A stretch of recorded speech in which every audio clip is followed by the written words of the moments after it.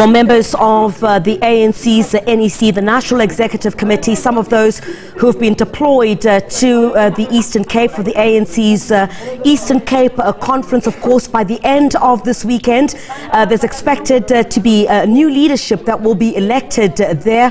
The NEC and those giving that briefing indicating that it's all systems go for that conference to get underway. We'll have lots of analysis on that. We'll also go live to SABC political reporter Samkele Maseko. We'll also get analysis on that. Dr Ntsikelelo Breakfast is joining us now live from the Eastern Cape. Dr Ntsikelelo Breakfast, a very good morning to you. Thanks very much indeed for your time. So let's just look at what's coming out of this particular press briefing. There seems to be all indications by those deployed, in particular members of the National Executive Committee of the ANC, that it's all systems go for this conference. Yes, this is it. This is the moment that we all have been waiting for. But I get the sense that there has been a Cold War, in my opinion, that has broken out between the faction of Oscar Mabuyane and Paul Mashatile. I think he was also responsible for the disputes and other issues that were cited in the presentations. Namely the fact that some of the branches were sidelined. No wonder those issues were clarified. But I'm not quite sure if all those branches that were discontent are going to vote now.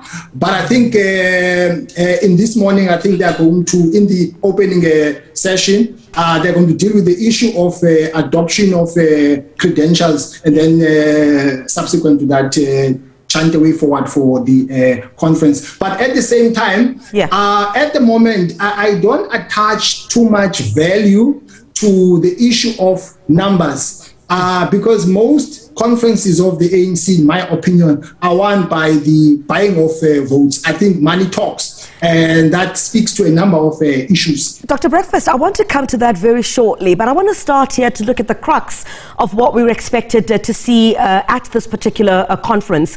A win for Oscar Mabuyane would seemingly be a boost for the ANC president's bid for a second term, and a loss would be, on the other hand, have consequences for that bid. Talk to us a bit about the politics of the ANC in the Eastern Cape in setting the scene for what we're expecting.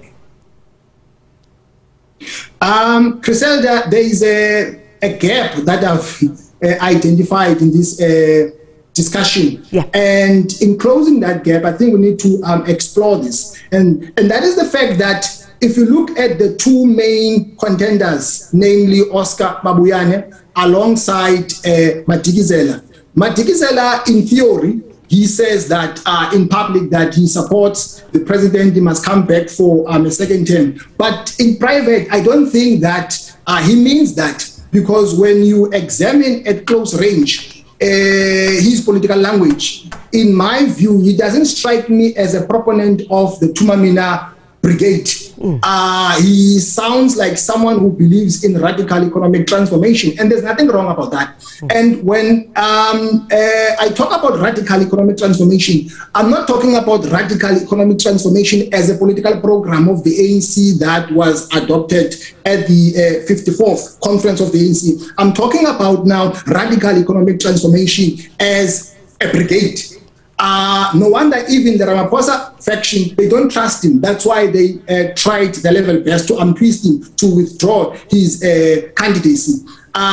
Because I think they suspect that if he wins, he might betray them. On the other hand, I think Oscar Mabuyane is a proponent of the Tumamina brigade.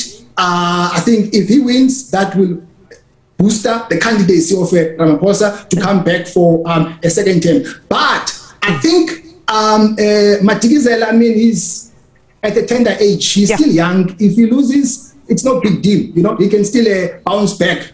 But I think it will be a blow to Oscar Mabuyane. And because there are a lot of people in the faction of Madikizela who are holding a grudge against Oscar Mabuyane, I think if he loses, they might advocate that he becomes a person who's, you know, a victim of political harassment.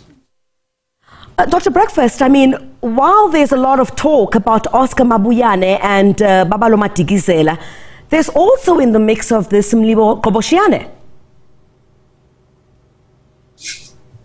You are mentioning something which is quite interesting. Now, we are told, according to media coverage, that there are 3 contenders in theory, in the bigger scheme of things. But I don't believe that.